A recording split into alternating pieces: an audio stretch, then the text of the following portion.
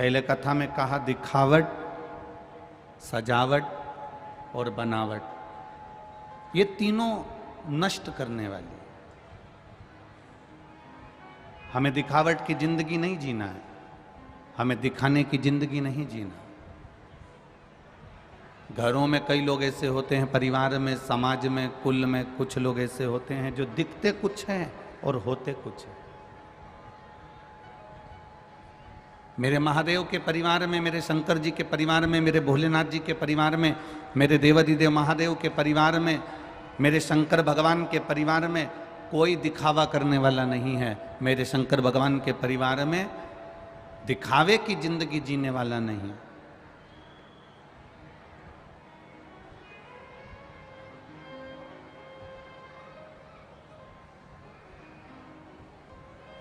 दिखावे के लिए मेरा देवता नहीं है। मेरे देवता अगर प्रेरणा देते हैं तो अच्छे बनने की प्रेरणा देते हैं।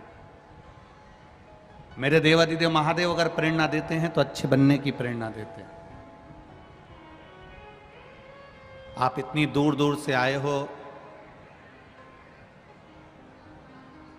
संभाजी नगर के भक्त लोग बता रहे थे कि 31 तारीख को यहाँ कथा 1 जून से आज से प्रारंभ हुई है, पर संभाजी नगर की इस पावन कथा पंडाल में 31 मई को ही पूरा पंडाल फुल हो चुका था। ये आपका प्रेम कह रहा है, ये आपकी वात्सल्यता है।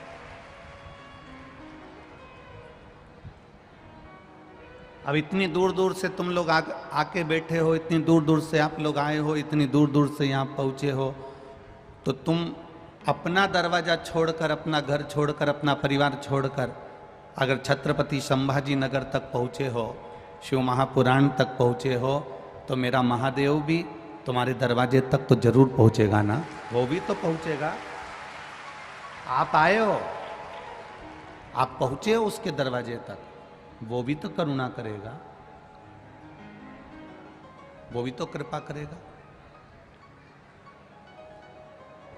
थोड़ा सा बदलाव अपनी जिंदगी में लेके आओ।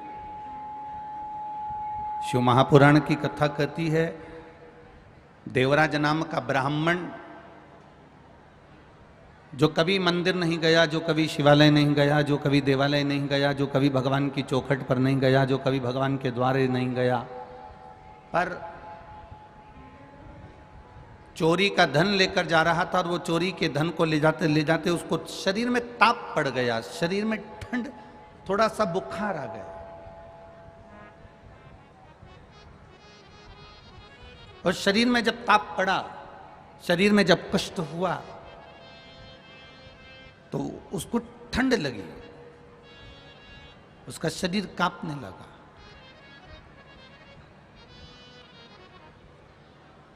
और शरीर कांपा तो वो शिव मंदिर में जाकर शरणागति लिया, शिव मंदिर में जाकर छुपा, शिव मंदिर में जाकर वो बैठा। जब शिव मंदिर में जाकर वो बैठा, वहाँ पर शिव महापुराण की कथा हो रही थी, और शिव महापुराण की कथा वाचने वाले जो पंडित जी थे, ब्राह्मण देवता थे, भू देवता थे, वो बार बार थोड़ी थोड़ी देर में हर हर महादेव कह रहे थे। जैसे ही वो जम के हर हर महादेव कहें, इसके सिर में दर्द हो, शरीर में ताप हो, कांप रहा हो शरीर, इसको बड़ा बुरा लग रहा।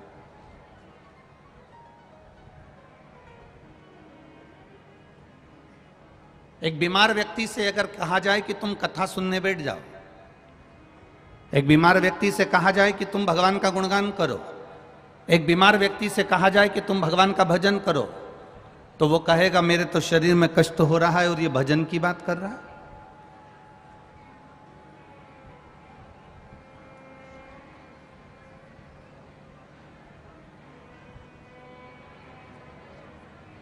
मेरे शरीर में दर्द है, मेरे शरीर में कष्ट है, और ये कह रहा है कि कथा सुनो, भजन करो, मंदिर जाओ, देवालय जाओ, तीर्थ जाओ, स्मरण करो, भगवान की भक्ति करो, भगवत नाम का जाप करो।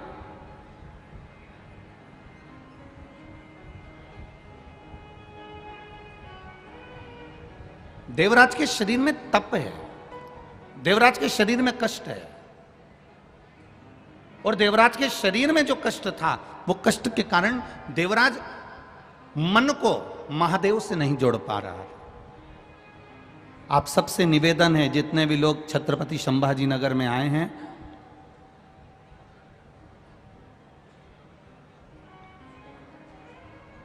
आदरणीय प्रदीप शिवनारायण जी जायसवाल विधायक जी ने जो ये कथा कराई है, उस कथा के माध्यम से ये कहना चाहूंगा, आप सबसे निवेदन है, थोड़ी ताप पड़ सकती है, गर्मी पड़ेगी, भीड़ बहुत है, भक्त बहुत आए हैं, हो सकता है जगह भी कम बैठने को मिले, पर निवेदन है, आप 3 घंटे की कथा में अगर 5 मिनट भी इस दिल को मेरे महादेव से लगा लोगे तो निश्चित है तुम्हारी जिंदगी संवर जाएगी। 5 मिनट भी बहुत है। खाली न जाता आता है आप लोगों को? सबको आता है? बोलो जरा।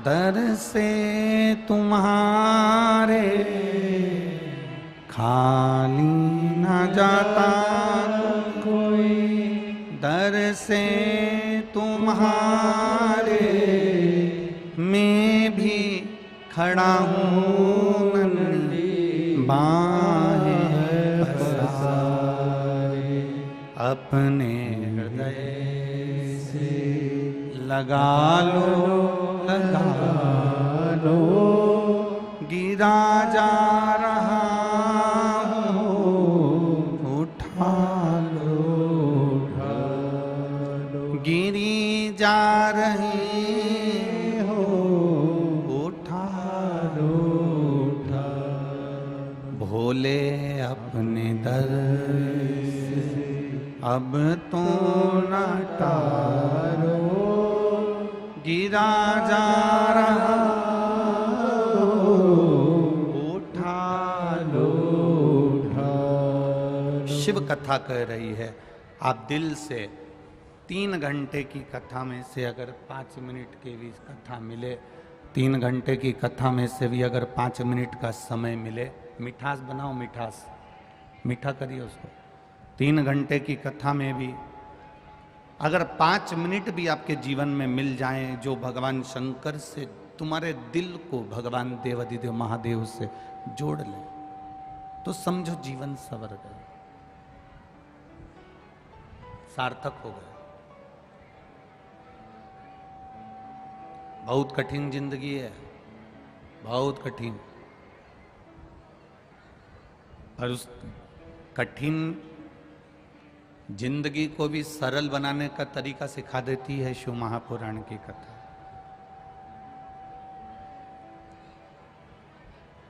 भागवत, रामायण और शिव महापुराण तीनों में अंतर है। रामायण मनुष्य को जीना सिखाती है, भागवत मनुष्य को मरना सिखाती है, और शिव महापुराण अपनी जिंदगी को हम सही ढंग से कैसे जी लें ये सिखा देती है। ये शिव महापुराण। ऐसा कोई संसार में नहीं जन्मा जिसको दुख नहीं आएगा, तकलीफ नहीं आएगी, कष्ट नहीं आएगा, रोग नहीं आएगा, बीमारी नहीं आएगी, तकलीफें नहीं आएगी, सबको आएगी। पर उन तकलीफों के साथ में, उन दुखों के साथ में, उन कष्टों के साथ में हम अपने व्यवहार को कैसे जिए, ये शिव महापुराण की कथा है।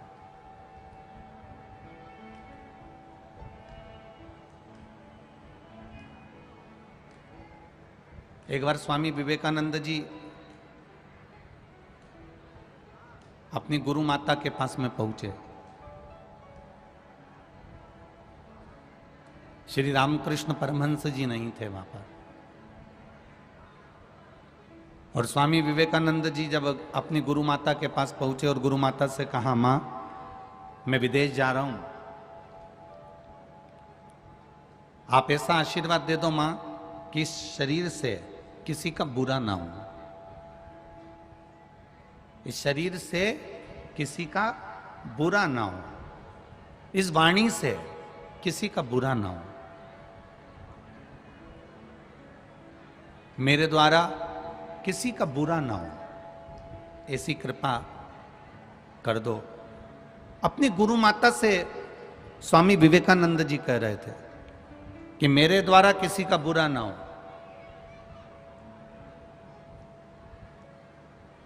गुरु माता बैठी हुई थी और गुरु माता सब्जी बना रही थी, भाजी बना रही थी, दाल बना रही थी, और उन्होंने स्वामी विवेकानंद जी, वो तेरे पास में चक्कू पड़ा है,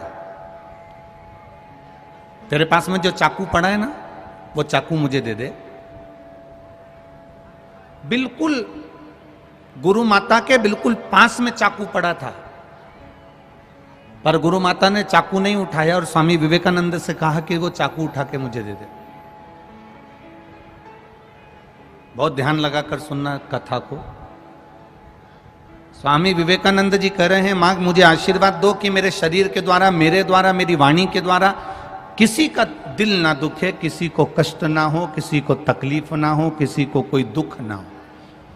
गुरु माता ने कहा तेरे पास में चाकू पड़ा है, मेरे को उठा कर दे दे। स्वामी विवेकानंद जी ने चाकू दिया तो गुरु माता ने कहा, स्वामी विवेकानंद तू जिंदगी में कभी किसी का बुरा कर ही नहीं सकता, मुझे आशीर्वाद देने की जरूरत नहीं है। स्वामी विवेकानंद ने गुरु माता के चरण पकड़कर कहा, मां तू कैसे कह सकती है कि मैं किसी का बुरा नहीं कर सकता।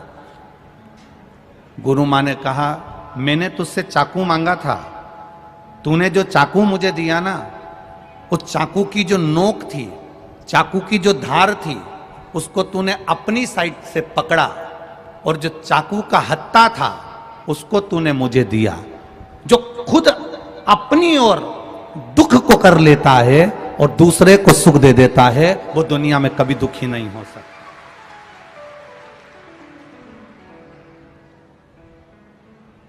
अपना सुख देखने के लिए हम दूसरे को अगर दुख दे रहे हैं,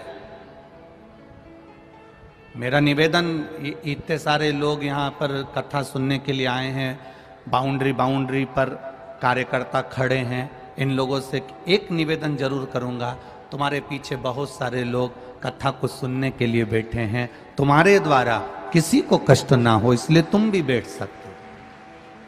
ये स्वामी विवेकानंद जी का चरित्र कह रहा है, अपने द्वारा हम किसी को कष्ट ना दें, अपने द्वारा हम किसी को दुख ना दें, अपने सुख के लिए हम दूसरे को दुख ना दें। मत बुरे कर्म कर बंदे, वरना पछताएगा, भगवान की आंखों से तू बच नहीं पाएगा, तू बच नहीं पाएगा। अरे ओ अज्ञानी मत करना दानी, तेरे कर्म का फल भी तू ही पाएगा, जैसा किया तूने तेरे आगे आएगा। मत बुरे कर्म कर बंदे, वरना पछताएगा, भगवान की आंखों से तू बच नहीं पाएगा, तू बच नहीं पाएगा। ये शिव कथा कर रहे। स्वामी विवेकानंद जी ने चक्कू की जो धार थी वो खुद ने पकड़ी और जो चक्कू के पीछे का हिस्सा था, उसका जो हत्था था, वो मां को दिया। कष्ट स्वयं झेल लेना और दूसरे को सुख दे देना, कष्ट स्वयं झेल लेना और दूसरे को आनंद की अनुभूति करा देना, कष्ट स्वयं झेल लेना और दूसरे को सुख प्रदान कर देना। तो समझ लो, अगर आपने किसी के लिए थोड़ा सा भी किया है, किसी के लिए एक पानी की बोतल भी अगर आपने दी है तो ध्यान रखना, मृत्यु के समय पर गंगा जल मेरा महादेव तुमको दे देगा, तुम्हें ढूंढने जाने की जरूरत नहीं पड़ेगी। किस भूमि के निवासी हो? छत्रपति संभाजी नगर के जितने भी रहने वाले हैं और ये आसपास के जितने भी रहने वाले हैं, तुमको तो अकड़ के यूं चलना चाहिए कि हम संत एकनाथ जी की नगरी के पास में रहते हैं, हम पैठण के पास में रहते हैं, संत एकनाथ जी की नगरी के पास में रहते हैं। वो संत एकनाथ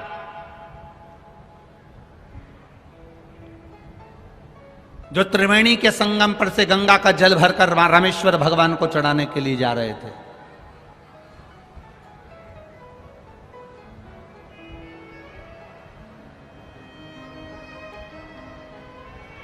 गंगा जल लेकर जा रहे हैं, कावड़ लेकर जा रहे हैं चढ़ाने के लिए रामेश्वर में। रामेश्वर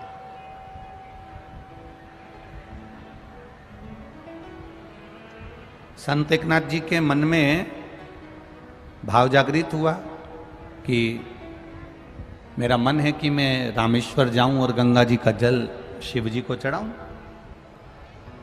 जैसे आपके मन में भी भाव जागृत हुआ कि मैं छत्रपति संभाजी नगर जाऊं और शिव महापुराण की कथा सुनूं, ऐसा भाव जागृत हो गया।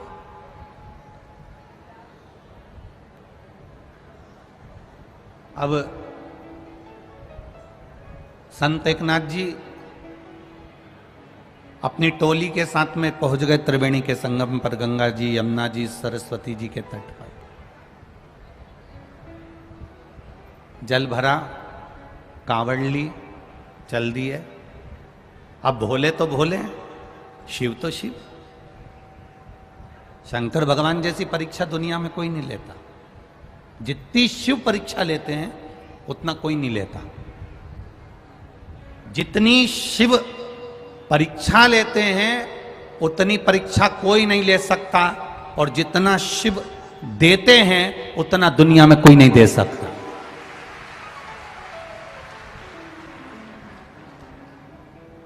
सारी समस्या का हल शंकर भगवान क्या दे देते हैं ये किसी को नहीं। एक पत्र आया, अभी बहुत सारे पत्र हमने पढ़े नहीं है, पर ये थोड़े से पत्रों में वर्णन है, देखिए।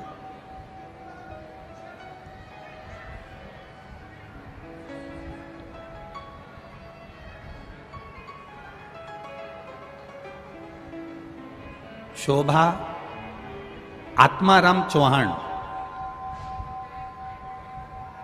चीखली, जिला बुल्ढाना, महाराष्ट्र की रहने वाली हूँ। मोबाइल नंबर ये है, कहीं बैठी हो तो हाथ हिलाइएगा। अगर कहीं बैठी हो तो हाथ हिलाइएगा। शोभा आत्माराम चौहान, चीखली, जिला बुल्ढाना, महाराष्ट्र। मोबाइल नंबर ये है, कहीं बैठी हो तो हाथ हिलाइएगा। अब एक तो तुम इतने सारे तो आए हो, दिखोगे भी नहीं कि कहाँ बैठे हो, ठीक है। फिर भी अगर कहीं बैठी हो तो हाथ हिला दीजिएगा। शोभा आत्माराम चौहान, चीखली, बुल्ढाना, महाराष्ट्र। मोबाइल नंबर, मेरा नाम शोभा चौहान है। मेरी बेटी 5-6 साल से परीक्षा की तैयारी कर रही थी गवर्नमेंट की, लेकिन उसको कोई भी रिजल्ट नहीं आया। बहुत परेशानी आ रही थी। 2 से 3 बार जॉब मिलने के आसार लगे पर हुआ नहीं। जब सद्गुरु से हार गई, सब जगह से जब परेशानी आने लगी, तब उसने पशुपतिनाथ का व्रत किया और शिवजी पे 1 लोटा जल चढ़ाना प्रारंभ करा। शंकर भगवान पे 1 लोटा जल चढ़ाती और शिवजी को 1 लोटा जल चढ़ाती और पशुपतिनाथ का व्रत करती। 1 लोटा जल देवादिदेव महादेव को चढ़ाकर, शिवजी पर जल चढ़ाकर पशुपतिनाथ का व्रत करती। और अब विश्वास उसका बढ़ गया। उसने मुझसे कहा, मां शिवजी ही अब मुझे पास कर सकते हैं और मेरे अब गवर्नमेंट जॉब लगेगी निश्चित है। बाबा की कृपा का मैं क्या वर्णन करूं गुरुदेव। पशुपतिनाथ का दूसरा सोमवार हुआ और बाबा की कृपा से मुंबई पुलिस में मेरी बेटी का जॉब लग गया। मैं बाबा को यहां प्रणाम करने के लिए आई।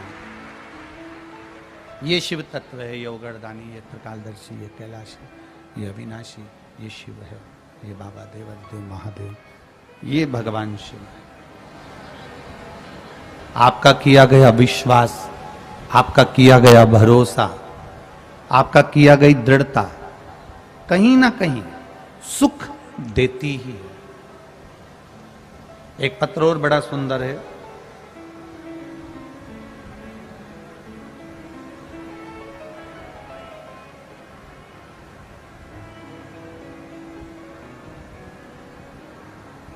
निर्मला अशोक बाग धोबल गांव से, तालुका बेजापुर, जिला संभाजी नगर, कहीं बैठी हैं तो हाथ हिला सकती हैं। निर्मला अशोक बाग धोबल गांव से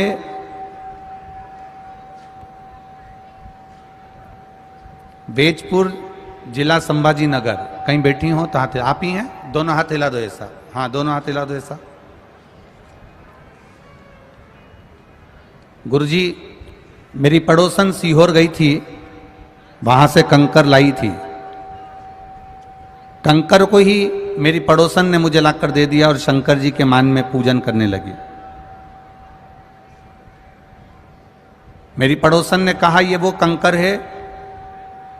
सीहोर वाले गुरुजी कहते हैं कि कंकर शंकर की भूमि का कंकर स्पर्श मात्र हो जाए और पूजन हो जाए तो वो 3 महीने में फल प्रदान कर देता है, 3 महीने में फल दे देता। गुरुजी, मेरी बेटी कई साल से परीक्षा दे रही थी पर उसकी कोई नौकरी नहीं लग रही थी। बस कंकर को पड़ोसन ने दिया और उसकी पूजन मेरी बेटी ने करना प्रारंभ करा। आप कहते हो 3 महीने में कार्य पूर्ण होता है। मेरी बेटी की सर्विस बैंक में मैनेजर के पद पर 2 महीने के अंदर हो गई। मैं बाबा को यहां प्रणाम करने के लिए आया। दोनों हाथ हिला दो एक बार ऐसा, हर हर महादेव। बैठिए बहन, बैठिए। श्री शिवाय। शिव तत्व को जानने का मौका मिला। हम बाबा के भजन को करें, स्मरण को करें, कीर्तन को करें, मंत्र जाप करें, नाम जाप करें, नाम कीर्तन करें। जो सुख की अनुभूति होती है वो अपने आप में एक बल प्रदान करती है। जाओ, देवराज चोरी का धन लेकर शंकर जी के मंदिर में पहुंच तो गया पर मन नहीं लगा पाया, भगवान शिव से उसका दिल नहीं लगा पाया, हृदय नहीं जोड़ पाया। कई लोग कथा में चले तो जाते हैं पर कथा में मन नहीं लगा पाते। हम कई बार कहते हैं, आज फिर कह रहे हैं, आप अपने दिल को शिव से जोड़ सको तो शिव महापुराण की कथा में जरूर जाओ। और यदि आप केवल भीड़ बढ़ाने के लिए आ रहे हो तो शिव महापुराण की कथा में बिल्कुल मत आओ। दिल लगाने के लिए आना, भीड़ बढ़ाने के लिए नहीं आना। बाबा की कथा में पहुंचो तो हृदय लगाने के लिए, दिल लगाने के लिए, हृदय को बाबा से जोड़ने के लिए पहुंचो।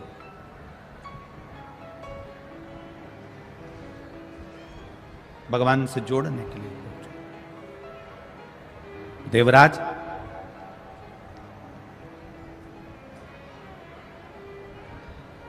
चोरी का धन लेकर अब उसका मन जब नहीं लगा तो वो धन को उठाया, लेकर वापस मंदिर की ओर चल दिया। जब धन को उठाकर मंदिर के बाहर गया, अब करे क्या? शरीर में ताप, कष्ट, धन की पोटली को बाजू में रखकर लेकर सीधे एक पेड़ की छांव में जाकर बैठ गया। करो पुण्य।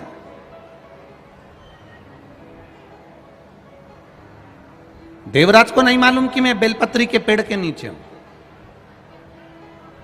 संत एकनाथ जी को नहीं मालूम था कि देवाधिदेव महादेव मेरी परीक्षा ले लेंगे। मेरे भोले बाबा परीक्षा भी बहुत लेते हैं और मेरे भोले बाबा देते भी बहुत है। उनको नहीं मालूम था कि परीक्षा ले लेंगे।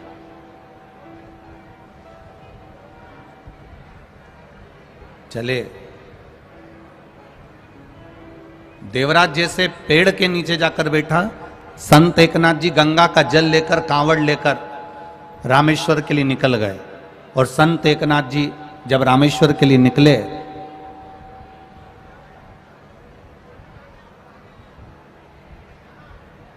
मुख से गुणगान करते हुए, स्मरण करते हुए, बोलते बोलते ओम नमः शिवाय शिवाय नमः, ओम नमः शिवाय शिवाय नमः,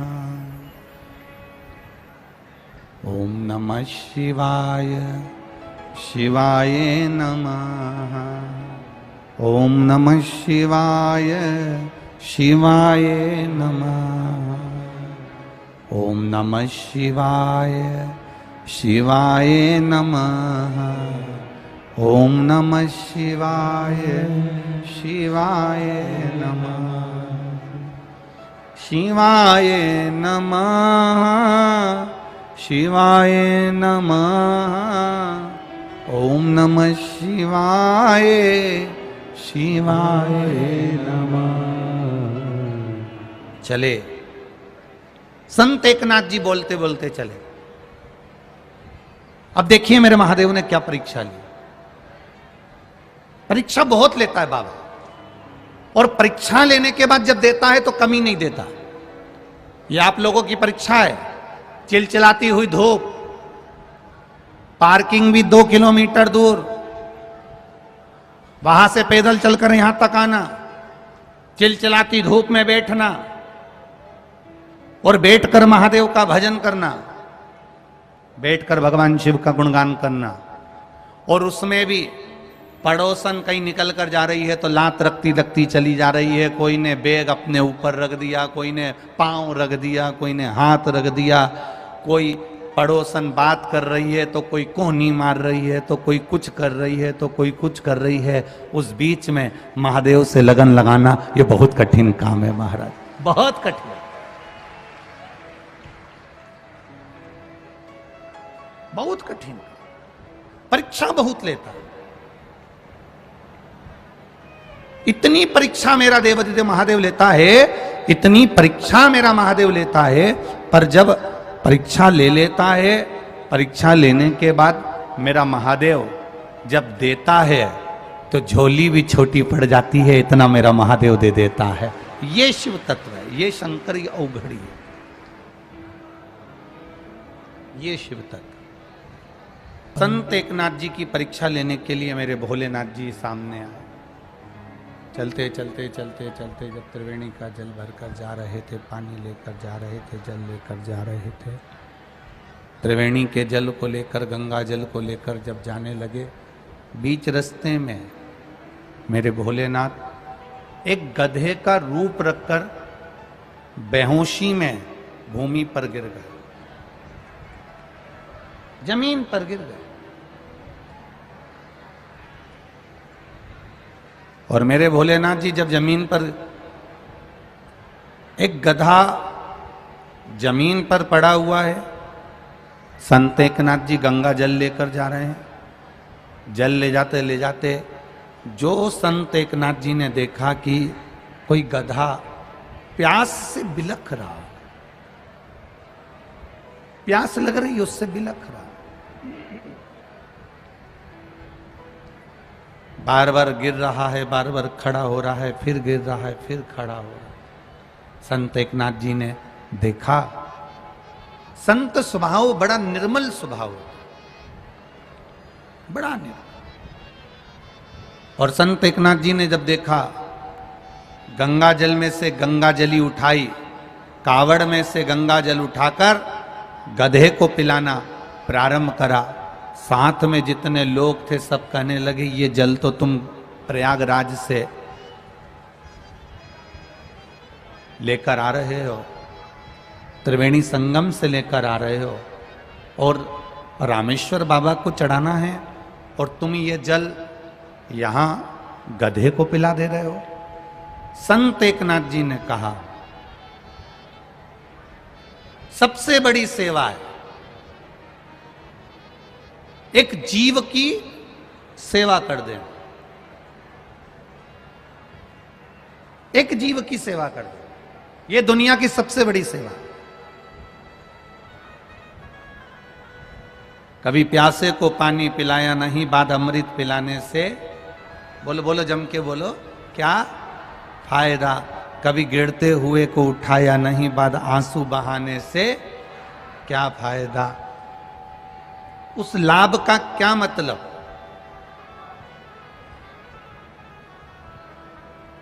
कभी माता पिता का आदर किया नहीं, सम्मान किया नहीं, माता पिता के चरणों को प्रणाम किया नहीं, माता पिता को कभी आदर दिया नहीं, और वही माता पिता मरकर चले गए और उनके फोटो पर माला चढ़ाओ, प्रणाम करो, नमन करो, दंडवत करो, साष्टांग करो,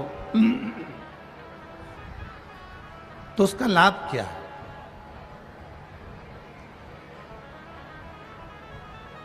शिव कथा कह रही है, भगवान शंकर का संवाद कह रहा, शिव महापुराण कह रही है। बड़ी सुंदर बात शिव महापुराण कह रही है।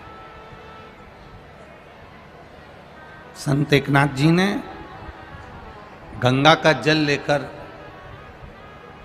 जैसे ही गधे को पिलाया, गधा उठा, साथ वालों ने पूछ लिया ये जल तुम गंगा जी का गधे को पिला दिए हो तो रामेश्वर जी को क्या चढ़ाओगे, भगवान शिव को क्या चढ़ाओगे। संत एकनाथ जी ने कहा ये जीव में भी महादेव बसता है, अगर इसको पिला दिया तो रामेश्वर पर जल चढ़ गया, ये निश्चित है। इस जीव में भी महादेव बसता है, ये निश्चित है। अगर मैंने इस जीव को भी पिला दिया ना तो ये निश्चित है कि मेरे महादेव को मैंने जल चढ़ा दिया। अब संत एकनाथ जी चलते चलते चलते चलते रामेश्वर धाम पहुंच गए, और रामेश्वर धाम में जैसे ही पहुंचे, पहुंचते से ही जो मंदिर का दरवाजा बंद था, द्वार बंद था, समय के अनुसार मंदिर का दरवाजा बंद कर दिया गया था, द्वार बंद था। जैसे ही संत एकनाथ जी रामेश्वर भगवान के सामने पहुंचे, शिव के धाम पर पहुंचे, वैसे ही मंदिर के ताले टूटकर दरवाजा पूरा खुल जाता है। संत एकनाथ जी हर हर महादेव कहकर पुकारने लगते हैं। ये शिव तत्व को जानने का मौका मिला, जानने का मौका।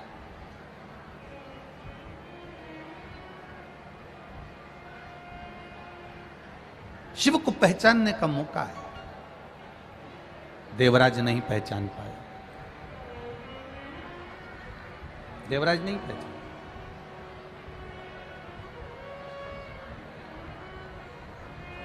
जब देवराज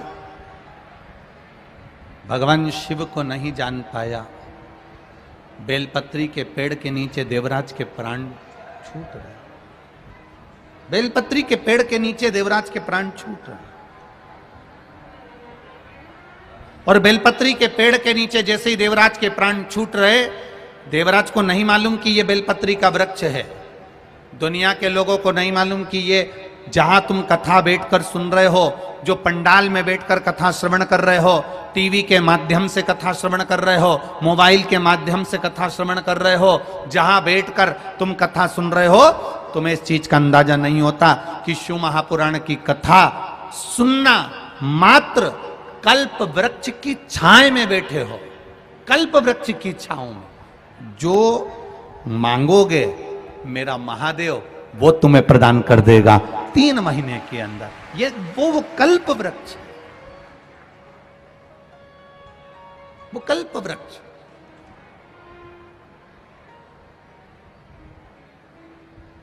यहां कई लोग पानी की बोतल बांट रहे हैं, और कई लोग खड़े होकर बार बार बोतल ले रहे हैं।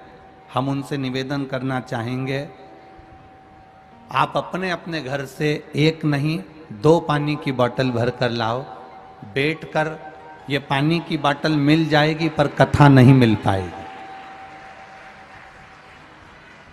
ये पानी की बोतल मिल जाएगी पर कथा नहीं मिलेगी। ये तो आप जाओगे 10 रुपए की बाजार से भी ले लोगे। दान देने वाले दे रहे हैं, आप बैठे रहो, वो धीरे धीरे आपके पास में आकर दे देंगे। पर बोलकर कथा को मत छोड़ो। ये संभाजी नगर का कोई भाग्य होगा, रेणुका माता की कृपा होगी, ये कथा हो रही है। ये एक क्षण की भी ना चूके, अपने मुख से आवाज ना निकले और कथा का रसतत्व श्रवण करो। ये नहीं मिलेगी फिर बार बार। वो तो जबलपुर की कथा कैंसिल हुई और माइक पर नेपाल की भूमि से, बीरगंज से कहा कि कथा कैंसिल हो गई जबलपुर की। तो वो तो आदरणीय प्रदीप जी जायसवाल जी को आप लोगों को धन्यवाद देना चाहिए कि उन्होंने बस सुना और दौड़कर सीहोर आ गए और ये कथा लेकर आ गए। सीहोर में इनसे कहा गया था कि इतनी व्यवस्था करना कठिन है, लाखों लाख पब्लिक। अब आप देखिए, कथा का पहला दिन है, जितने जितने पंडाल लगाए गए थे, एक भी पंडाल में पांव रखने की जगह नहीं है। लोग धूप में खड़े हुए हैं, बाहर खड़े हुए। बड़ा कठिन है, बड़ा कठिन। ये जायसवाल जी से कहा गया था कि बहुत संभालना मुश्किल है, 7 दिन में कैसे व्यवस्था करोगे? केवल 7 दिन है आपके पास में, केवल 7 दिन, कैसे व्यवस्था होगी? जायसवाल जी के यहाँ से वो ऋषि कुमार जी सीहोर जब गए तो उन्होंने कहा कि आप तो बस 7 दिन है ना, बहुत हैं, आप तो कथा दो, हम अकेले नहीं करेंगे, पूरा संभाजी नगर कथा करेगा। ये पूरा संभाजी नगर, ये केवल अकेले प्रदीप जायसवाल जी की कथा नहीं है, विधायक जी की कथा नहीं, ये पूरे संभाजी नगर के एक एक जनमानस की, एक एक सनातनी की कथा है। उसको सुनो, जीवन में उतारो। देवराज विचार में पड़ गए कि मैंने पुण्य कौन सा करा होगा पता नहीं, मैंने क्या करा होगा मुझे मालूम नहीं, मैंने क्या किया होगा मुझे मालूम नहीं, पर देवराज अपने प्राणों को जो छोड़ रहा है वो बेलपत्री के वृक्ष के नीचे छोड़ रहा है। बेलपत्री के वृक्ष के नीचे।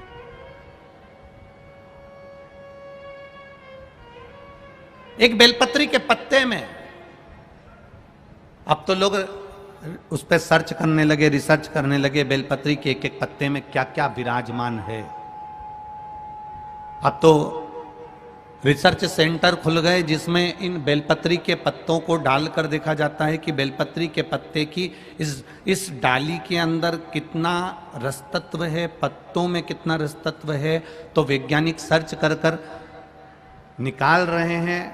रिसर्च सेंटरों में निकाला गया कि एक बेलपत्री के पत्ते को मात्र खा लेने पर थायराइड, शुगर, बीपी और कैंसर तक की बीमारी और लीवर किडनी तक में आराम बढ़ जाता है। ये वो बेलपत्र का, ये कोई सहज नहीं। जैसे शिव जी को आप 5 जगह पर जल चढ़ाते हो, थोड़ा ध्यान देना कथा पर। शंकर भगवान को 5 जगह पर आप जल चढ़ाते हो। मान लो अगर कोई विषम परिस्थिति है और आपको लग रहा है कि मेरा ये काम बाबा को कर देना चाहिए, ना जाने क्यों अटक रहा है, मेरे भोलेनाथ जी को मेरा ये काम कर देना चाहिए, ना जाने क्यों अटक रहा है, तो जो जो जगह पर आप जल समर्पित करते हो, जिस जिस जगह पर आप जल समर्पित करते हो, जैसे गणेश जी की जगह पर जल समर्पित करते हो, सबको मालूम है ना, स्थान तो सबको मालूम है ना गणेश जी का। जैसे ये शिवलिंग है, ये जलाधारी है, ये 2 चरण जहां से जल चढ़ाते हैं तो ये पानी घूमकर यहां से नीचे चले जाता। अब जरा समझिएगा, आप जब शंकर जी के मंदिर, आपको लगे कि हमारा ये कार्य हो जाना चाहिए, ये कार्य हो क्यों नहीं रहा, आखिर में इतने दिन से लगी हूं, ये काम क्यों नहीं हो रहा। सबके काम हो रहे हैं, मेरा क्यों नहीं हो रहा? तो विश्वास रखकर 5 सोमवार, 6 सोमवार, 7 सोमवार इसको कर कर देखिएगा। गणेश जी का स्थान जहां से पानी बहता है उसके सीधे हाथ पर, वहां पर एक बेलपत्र समर्पित कर कर थोड़ा सा जल वहां समर्पित करिए। षडानंद कार्तिकेय का स्थान, एक बेलपत्र समर्पित कर कर थोड़ा सा जल वहां समर्पित करिए। अशोक सुंदरी का स्थान, थोड़ा सा जल समर्पित करने से पहले एक बेलपत्र, फिर जल। 3 स्थान। चौथा, मां पार्वती जी का हस्त कमल, एक बेलपत्र समर्पित कर कर जल चारों तरफ चढ़ाने के बाद में 5वां, शिवलिंग के ऊपर बेलपत्र समर्पित कर कर पूर्ण जल शंकर को समर्पित कर देना। ये 5 स्थान का चढ़ा हुआ जल आपके जो काम अटक रहे हैं, जो कार्य में आपको तकलीफ आ रही है, आप बाबा को बस एक बेलपत्र और एक लोटे जल में से 5 स्थान पर जल समर्पित करने पर आप तुरंत 2 महीना भी नहीं लगेगा, मेरा विश्वास कहता है 15 या 20 दिन में बाबा उसको स्वीकार करेंगे। 15 से 20 दिन। पहला जल कहां चढ़ाना है? जम के बोलो जरा। गणेश जी वाला स्थान। दूसरा, कार्तिकेय वाला स्थान। अब इसको समझ लेना आप अच्छे से। हम ये नहीं कह रहे हैं कि तुम गणेश जी की मूर्ति पे चढ़ाओ, हमने ये नहीं बोला। हमने ये भी नहीं बोला कि कार्तिकेय जी की मूर्ति पे जल चढ़ाओ, हमने ये भी नहीं बोला कि माता पार्वती जी की मूर्ति पे जल चढ़ाओ। आप तो जो शिवलिंग रखा हुआ है और जो जलाधारी गोल है उस पे जो शिवलिंग रखा है, जहां से पानी बह रहा है, उसके राइट हैंड में गणेश, लेफ्ट हैंड में कार्तिकेय, बीच में अशोक सुंदरी, पार्वती जी का स्थान, हस्तकमल और ये शिवलिंग। आपको गणेश जी के ऊपर जाकर जल नहीं चढ़ाना, आपको कार्तिकेय के ऊपर जाकर जल नहीं चढ़ाना, आपको देवी जी के ऊपर जल नहीं चढ़ाना, आपको तो केवल शिवलिंग की जलाधारी पर और शिवलिंग पर जल चढ़ा। पहला स्थान बोलते जाओ जम के, केवल जल नहीं, बेलपत्र फिर जल। दूसरा कार्तिकेय, तीसरा अशोक सुंदरी, चौथा अब पार्वती जी को जो तुम जल चढ़ाओगी और बेलपत्र चढ़ाओगी उसमें तुम्हारा स्मरण होना चाहिए। तुम कहां बैठी हो जल चढ़ाने के लिए, तुम्हारा ध्यान कहां है, कहां बैठकर शंकर जी को जल चढ़ाना चाहिए। आपको पहले भी कथा में कहा, जहां से जलाधारी का पानी बह रहा है इसके ठीक विपरीत जगह में आप यहां बैठ जाओ। उत्तर दिशा में पानी जाता है तो आप दक्षिण दिशा में बैठकर उत्तर की ओर मुख कर कर बाबा के, मां पार्वती जी के हस्त कमल पर बेलपत्र रखोगी, जल चढ़ाओगी और वहीं से बाबा को तुरंत आनंद के साथ में बेलपत्र चढ़ाकर जल चढ़ाओगी। भले खड़े होकर या वहां जाकर तुम यहां पर जल चढ़ा दो, परंतु उसके बाद में जब आप जल चढ़ाओगी, जब बाबा पार्वती जी को जब बेलपत्र और जल चढ़ाओगी तो आपका मुख कहां होना चाहिए, जहां से पार्वती, जहां से ये जल बहकर जा रहा हो, यहां बैठोगे तो जल जहां बहकर जा रहा है उधर की साइड तुम्हारा मुख हो जाएगा, उत्तर की साइड तुम्हारा मुख हो जाएगा और बाबा को आप जल समर्पित करो।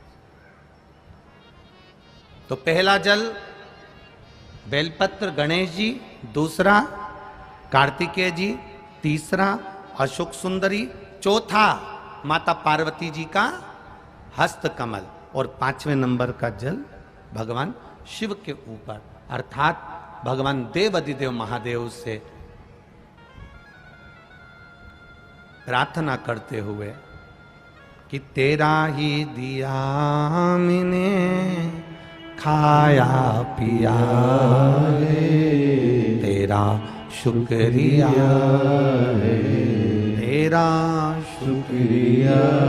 बाबा से प्रार्थना करते हुए, बाबा से अपने दिल की बात कहते हुए, बाबा से अपने मन की बात कहते हुए, अपने हृदय की बात भगवान देवाधिदेव महादेव से कहते हुए, ये 5 स्थान पर चढ़ाया गया जल आपकी मनवांचित फल की प्राप्ति करा देता है, आपको सुख का अनुभव करा देता है।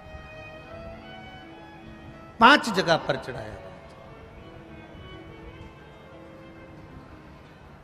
कम से कम 5 या 7 सोमवार अवश्य चढ़ाओ। और मेरा बेटा बेटियों से भी निवेदन है, ये जल का पहले भी वर्णन किया तो किसी ने एक पत्र में लिखा है, देखिए।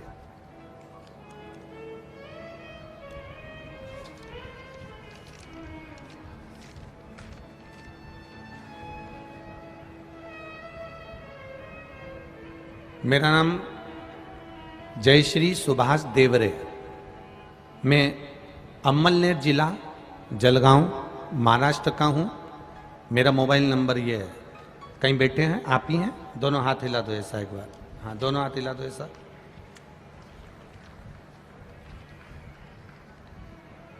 एक बार वापिस अपने हाथ को हिला दो ऐसा। जलगांव महाराष्ट्र अमलनेर से हूं। मेरे लड़के का नाम आशुतोष सुभाष देवरे है। 2012 में मेरा लड़का खेलते खेलते पांव में लग गई। 9 साल का था 2012 में। डॉक्टर ने उसके पांव का चेकअप करा तो उसका हड्डी में कुछ कष्ट बताया। बाद में उस पर पट्टा चढ़ा। सारा पांव धीरे धीरे धीरे धीरे जैसा था वैसा हुआ, पर उसका पांव 2012 से ठीक नहीं हुआ। 12 से पट्टा चढ़ता रहा, 2012 से ट्रीटमेंट चलता रहा, दवाई चलती रही, गोलियां चलती रही, पर मेरे बेटे का पांव ठीक नहीं हुआ। 2012 में जब वो स्कूल जाता था, 9 साल का था, तब उसके पांव में तकलीफ आई। 2022 आ गया, गुरुजी कॉलेज जा रहा है, पर पांव में तकलीफ उसको और बढ़ गई, पांव ठीक नहीं हुआ। दिखाया डॉक्टर को तो उसके पांव में इन्फेक्शन है। जहां से पांव टूटा था उसकी रिपोर्टें लगाई गई हैं, जो रिपोर्टें आप लोग आस्था चैनल के माध्यम से देख सकते हैं, और एलईडी के माध्यम से भी आप अपने अपने टीवी पर माध्यम से देख सकते हैं।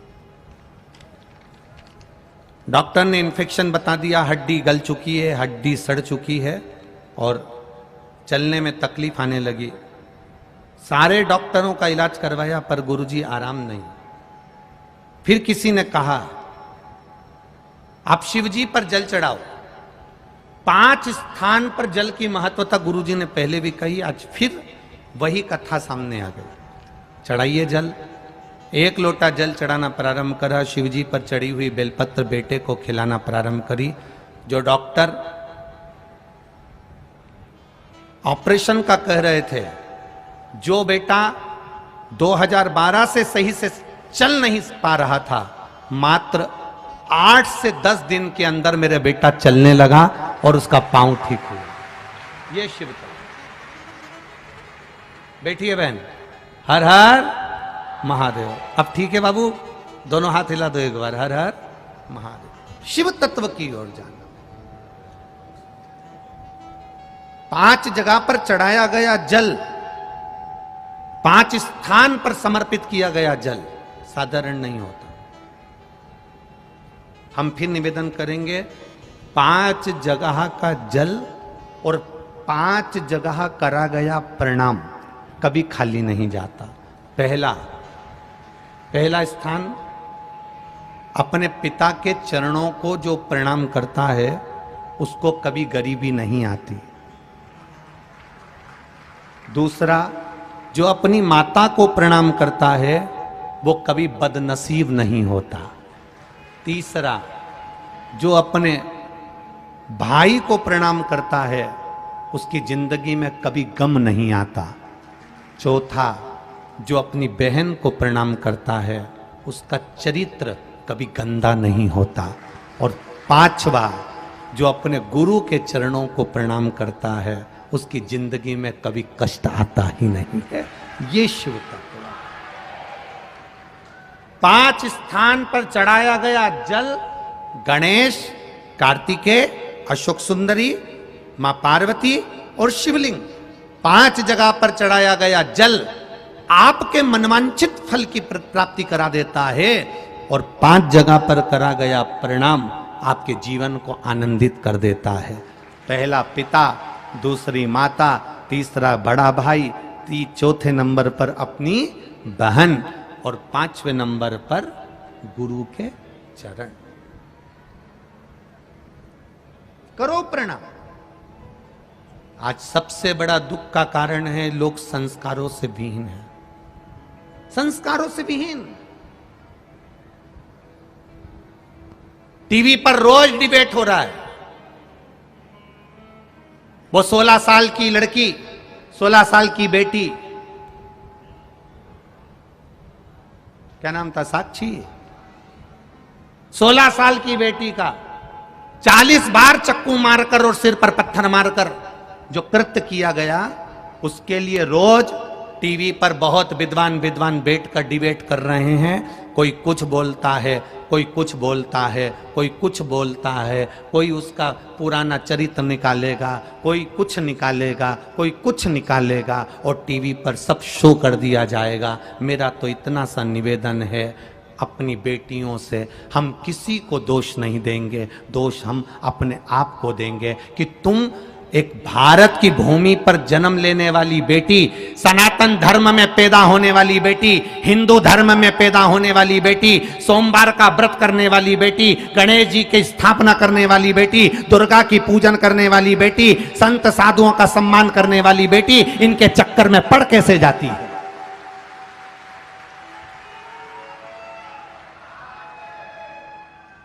पिता समझाता है, मां समझाती है, पड़ोसी समझाते हैं।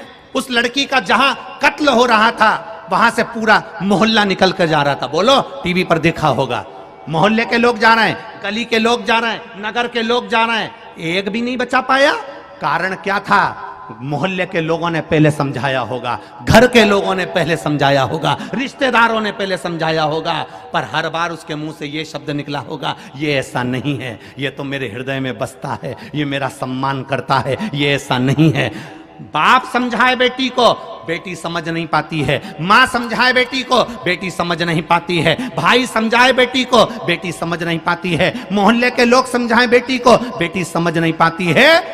और उसको खुद समझना होगा, कोई तुम्हें समझाएगा नहीं मेरी बेटियों, तुम्हें खुद अपने आप में झांसी की रानी और दुर्गावती बनना पड़ेगा।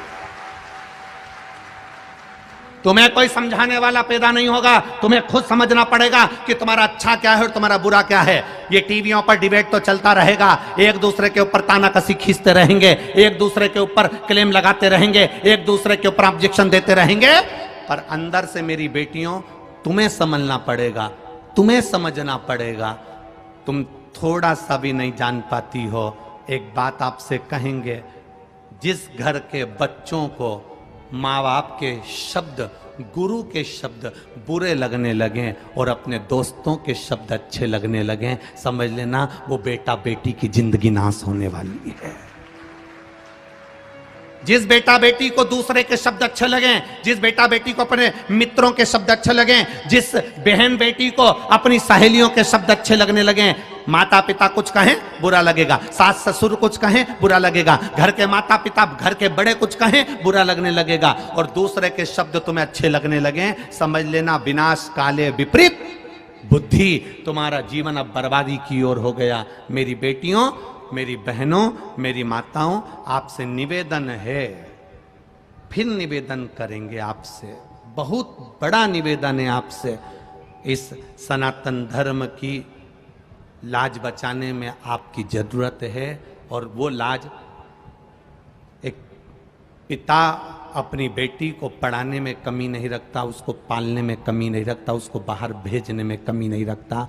आप उसके कन्यादान को करने का मौका जरूर दो, यहां वहां मत दो। क्या होगा? होगा क्या? पहले जिसने एक को टुकड़े टुकड़े कर कर मारा, उसका भी तक कुछ नहीं हुआ, तो दूसरे का क्या खाक होगा? विचार करिएगा। आपको स्वयं जरूरत है कि मैं अपने आप को कैसे बचा सकती हूं, मैं क्यों इनके चक्कर में पड़ूं, मैं क्यों जाऊं इनके पास में। लोग कहेंगे वो बुरा, लोग कहेंगे वो बुरी, लोग कहेंगे ये शब्द, लोग कहेंगे वो शब्द, हमें किसी से मतलब नहीं। हम अपने आप को कितना संवार सकते हैं, हम उससे मतलब रखो। अपने आप को हम कितना संवार सकते हैं अपने आप में मतलब रखिए। मेरी बेटियों, अपने आप को सुधारने का प्रयास करिए, संवारो। अपने पिता के दिल में निवास करने वाली बेटी हो तुम, अपनी मां की इज्जत हो तुम, और केवल माता पिता की इज्जत नहीं, एक एक सनातनी हिंदू की इज्जत हो तुम। तुम्हारे हाथ में बहुत बड़ा काम है, बहुत बड़ा। कहां भटक रही हो, कहां भटक रही हो, किस जगह पर, क्या देखा? ना भटके। पिता के पांव छूने वाला कभी गरीब नहीं होता, माता के पांव छूने वाला कभी बदनसीब नहीं होता, भाई के पांव छूने वाला कभी गम में नहीं डूबता, बहन के पांव छूने वाला कभी चरित्र विहीन नहीं होता, और गुरु के चरण छूने वाला कभी बर्बाद नहीं होता। दुख आ भी गया तो वापिस सेठ बनकर बिठा देता है, वो मेरा शिव का।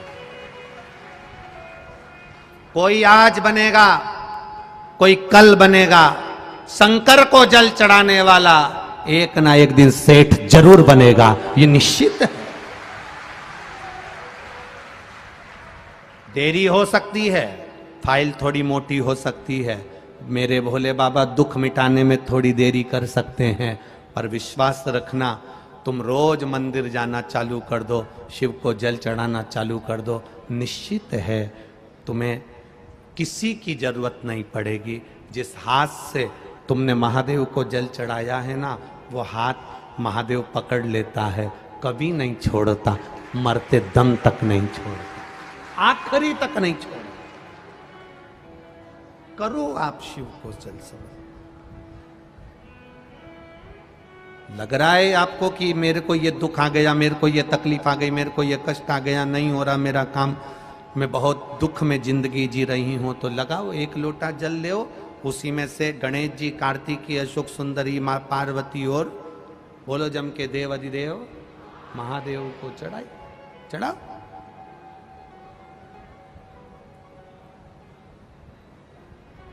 समर्पित करो।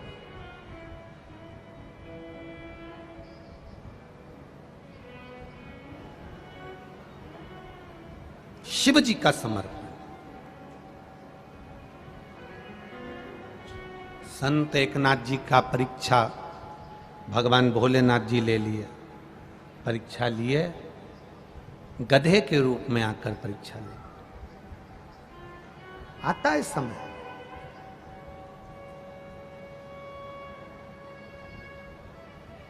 शिव कथा कह रही है, देवराज प्राण छोड़ रहा है, शिवजी उसको नंदी पर बिठा कर ले जा रहे हैं। देवराज ने केवल एक प्रश्न किया भगवान शिव जी से कि मैंने आज तक शंकर के मंदिर नहीं गया, आज तक मैंने भगवान शिव की भक्ति नहीं करी, आज तक मैंने महादेव को एक लोटा जल नहीं चढ़ाया। फिर महादेव ने कैसे सुन लिया मेरा।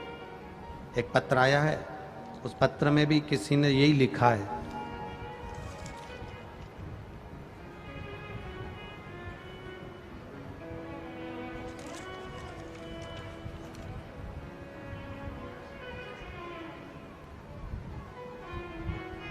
मेरा नाम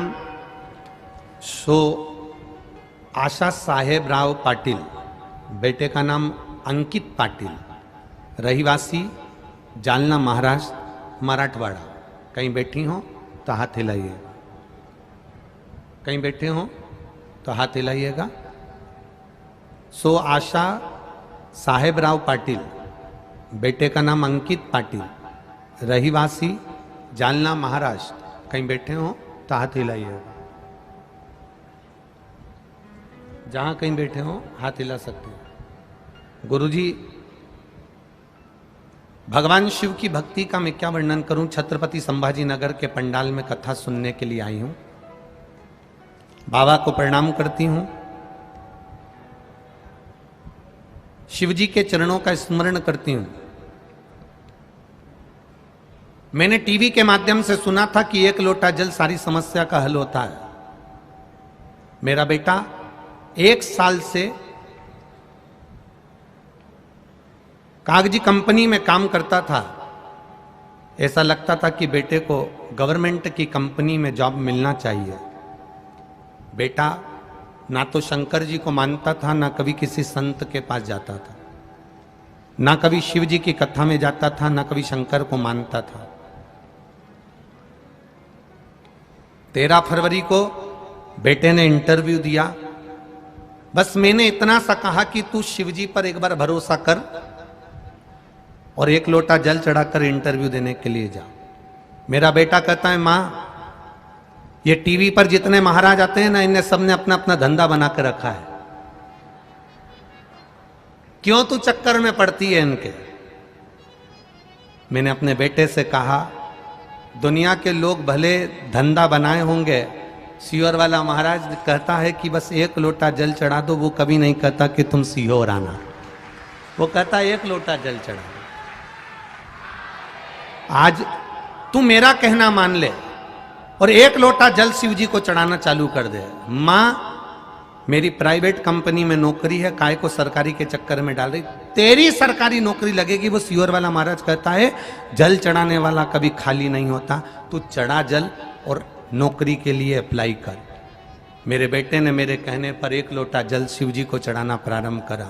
रोज जल चढ़ा के आता और रोज हंसता कि क्या होगा जल चढ़ाने से।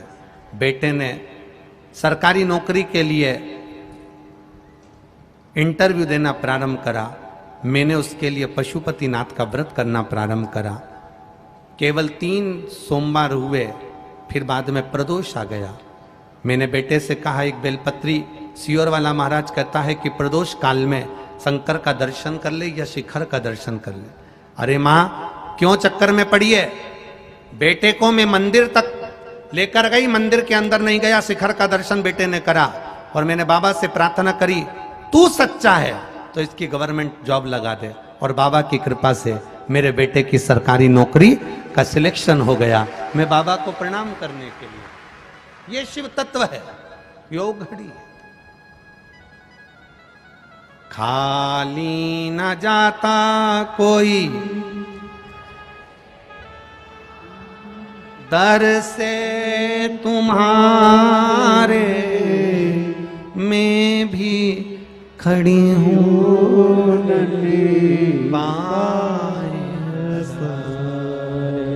अपने हृदय से लगा लो, लगा लो, गिरी जा रहे हो,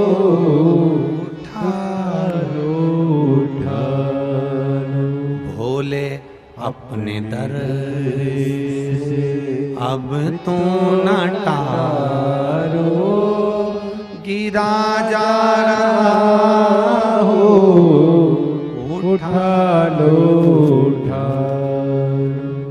भरोसा, विश्वास, दृढ़ता अगर महादेव पर रखी है ना, टूटने नहीं देगा। आप जिस विश्वास के साथ कथा सुनने आए हो ना, यहाँ से जब जाओ भूमि को प्रणाम कर कर जाना। उस रज पर जिस पर तुम कथा सुन रहे हो उसको सिर से लगा कर जाना, कह कर जाना, 7 दिन संभाजी नगर में कथा सुनने आई हूँ बाबा, झोली खाली लाई हूँ, 3 महीने में भर देना, दूसरे पंडाल में फिर कथा सुनने जाऊंगी। ये कृपा हो, ये करूँ।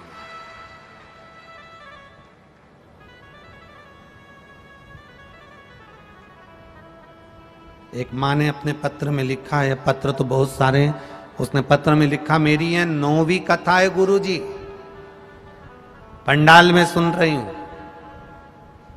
बाबा से जो मांगा था 7 और 8 तक तो मौका ही नहीं मिला कि दिया नहीं दिया, पर 9वीं कथा में बाबा ने मेरे को सब कुछ दे दिया, इसलिए सुनकर अब घर जा रहे हो। ये शिव तत्व है।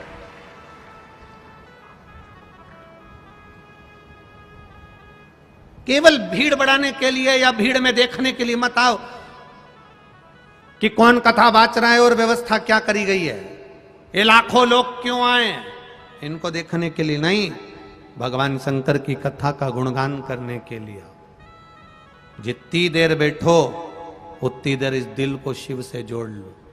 श्री शिवाय नमस्तु। जब भजन के बाद आप और हम श्री शिवाय नमस्तुभ्यम बोलें, बीच में जगह मिले तब अपने दिल से कह देना तेरी कथा इसलिए सुन रही हूं, तू कृपा कर देना। बस कथा स्थल भी ऐसी जगह मिला है, इधर कृष्णेश्वर महादेव हैं, इधर संत एकनाथ जी का पेठण है, पीछे रेणुका देवी बैठी हैं, सामने दूसरे महादेव बैठे हैं, चारों तरफ वही वही बैठा हुआ है, अपन बीच में बैठकर कथा सुन रहे हैं। चारों तरफ से कृपा हो, चारों पूरे पंडाल में 12 तो दरवाजे बना दिए, तुम्हारी मर्जी पड़े जहां से निकल जाओ, तुम मन पड़े जहां से आ जाओ। शिव कथा लगेगी धूप चिलचिलाती हुई, गर्मी भी पड़ेगी, तपना भी पड़ेगा, पैदल चलकर यहां तक आना भी पड़ेगा, बहुत दूर गाड़ियां भी रोक दी जाएगी, पर 2-2 कदम चलते चलते उसका नाम लेते लेते मंजिल तक पहुंच जाना। पूरे शरीर में, पूरे शरीर में, पूरे शरीर के अंदर कोई को भी आपने प्रणाम करते देखा होगा, धोख लगाते देखा होगा, नमन करते देखा होगा, तो लोग सिर के पांव नहीं पड़ते कभी। और इधर संभाजी नगर में पड़ते हैं क्या? सिर के पांव पड़ता है कोई? नहीं पड़ता। कंधे के कोई पांव पड़ता है? बोलो जम के नहीं। हाथ के नहीं। पेट के नहीं। अगर पांव पड़े जाते हैं तो चरण के ही पड़े जाते हैं, चरणों को ही नमन करा जाता है। क्यों? क्योंकि केवल चरण ही केवल एक ऐसे होते हैं जो चलते चलते हमें मंजिल तक पहुंचा देते हैं, इसलिए उसको नमन किया। करो उसको नमन। देवादिदेव महादेव के चरणों को नमन करते रहो, करो भजन।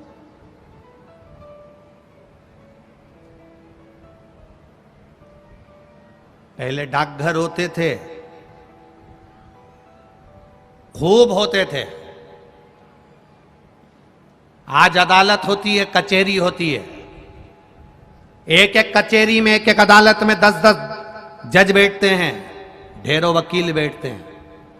पहले डाकघर होते थे, गांव में भी डाकघर होता था, तो एक व्यक्ति 2 व्यक्ति चिट्ठियों को इकट्ठा करता, पत्र को इकट्ठा करता और घर घर भेज देता था। डाकघर प्रेम का प्रतीक होते थे, क्योंकि लोग पत्र लिखते थे, पत्र जाता था, आंख में आंसू आता था, याद किया जाता था। डाकघर प्रेम की निशानी होते थे, और ये कचहरी, ये अदालत नफरत की निशानी होते हैं। जितने भी केस मिलेंगे सब नफरत के मिलेंगे, सब एक दूसरे को खींचने के मिलेंगे। वहां प्रेम का क्रेज नहीं। देवराज के जब प्राण छूटे तो देवराज ने प्रश्न किया भगवान शिव से, आप मुझे लेने के लिए आए हो? मैंने काम कौन सा ऐसा कर दिया जो तुम मुझे लेने के लिए आए हो? ऐसा कौन सा काम किया? क्या करा मैंने जो आप मुझे लेने के लिए आए?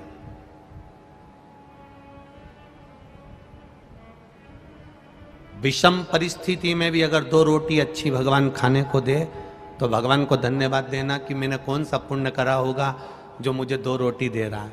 पति का काम नहीं चल रहा, घर में नौकरी नहीं, सर्विस नहीं, धंधा नहीं, दुकान नहीं, किराए के मकान में रह रही हूँ, तो भी तू मुझे 2 रोटी खाने को दे रहा है। पूर्व में ऐसा कौन सा पुण्य करा होगा महादेव? भगवान को धन्यवाद देना। आज अगर विषम परिस्थिति में भी तू मुझको 2 रोटी दे रहा है, विषम परिस्थिति में भी आप भगवान शंकर को धन्यवाद दे रहे हो, विषम परिस्थिति में भी वो 2 तुमको रोटी खाने को दे रहा है, विषम परिस्थिति में भी तुम भगवान शंकर को धन्यवाद दे रही हो, तो याद रखना वो विषम परिस्थिति को भी सम कर देगा, और कब तुम्हें अपने मकान में लाकर बिठा दे कोई भरोसा नहीं। करो भजन, करो भक्ति।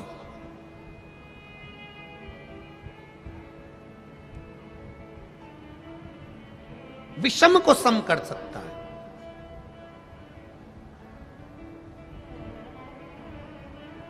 देवता का काम है तुम्हारे भाग्य में लिखा हुआ देना, वो देगा। 33 कोटि देवता तुम्हारी किस्मत में जो लिखा है वो देंगे। 33 कोटि देवता का काम है तुम्हारा भाग्य लिखना, पर केवल एक महादेव का काम है तुम्हारे भाग्य को बदल देना। तुम्हारी जिंदगी में दुख लिखा है, कब वो सुख लिख दे उसका कोई भरोसा नहीं। लिख दे। ये सिर महादेव की पिंडी को लोग लगाते, कई लोगों को देखा होगा तुमने। बोलो कभी देखा कि नहीं देखा? अरे बोलो, जम के बोलो जरा। देखा? ये सिर लोग महादेव की पिंडी को लगा देते हैं। ये सिर महादेव के शिवलिंग को लगा देते हैं। क्यों लगा देते हैं? क्यों?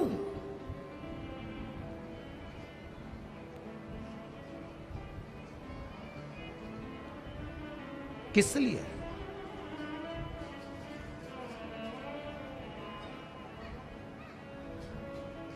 क्यों लगाते हैं? किस लिए लगाते हैं?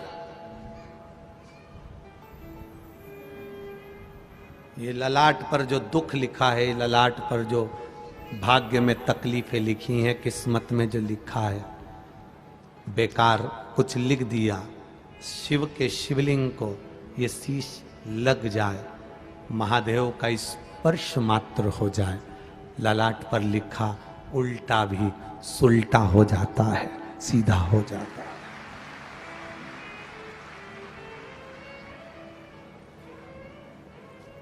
मंदिर से मिले हुए फूल, मंदिर से मिले हुए फूल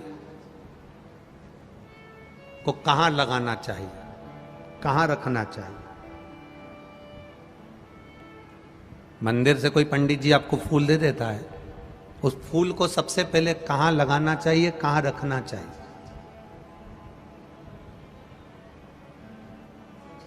मंदिर गए, पंडित जी खुश हो गए, ब्राह्मण देवता प्रसन्न हो गए, उन्होंने मंदिर में से तुम्हें फूल उठाकर दे दिया।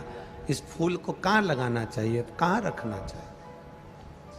शिव महापुराण में, लिंग पुराण में, पद्म पुराण में, स्कंद पुराण में पुष्प का भी वर्णन है कि मंदिर से मिला हुआ पुष्प नयनों से लगाकर, हृदय से लगाकर अपने कर्ण में लगाया जाता है, कानों में लगाया जाता है। कानों में क्यों? क्योंकि भगवान के प्रवेश का सबसे बड़ा दरवाजा यह कर्ण है, जो भगवान के प्रवेश को कराता है। आपने कथा सुनी, उसमें आपको मिला कि 1 लोटा जल चढ़ाने से ये प्राप्ति होती है। शिव अंदर गया तब तो आपने मंदिर जाना प्रारंभ किया। अगर शिव अंदर नहीं जाता तो कोई मंदिर जाना प्रारंभ नहीं करता। लगाया हृदय से, कर्ण पर रखा, कर्ण पर रखने के बाद उसको फिर पुष्प को विसर्जन करने से पहले अगर कोई पंडित, कोई विद्वज्जन, कोई ब्राह्मण जन आपको फूल दे देते हैं, हृदय से, नेत्रों से लगाने के बाद, मस्तक से लगाने के बाद उसे थोड़ी देर कर्ण पर जरूर रखना चाहिए। कर्ण पर रखने के बाद फिर भले उसको उतार कर तुम विसर्जन कर दो, पर कान के छुए बिना उसका विसर्जन भी नहीं होता है। कर्ण का स्पर्श, तू प्रवेश का द्वार, ये कर्ण है जिसमें से मेरा महादेव अंदर प्रवेश करा।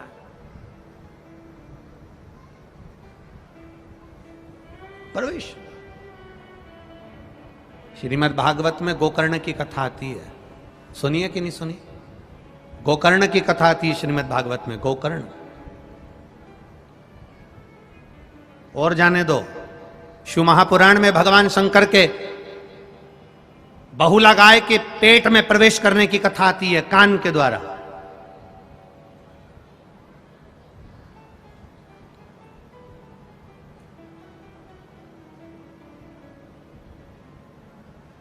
स्त्रियों को सबसे ज्यादा सुंदर आभूषण पहनने की अगर सुंदरता लगती है तो वो कान में ही लगती है।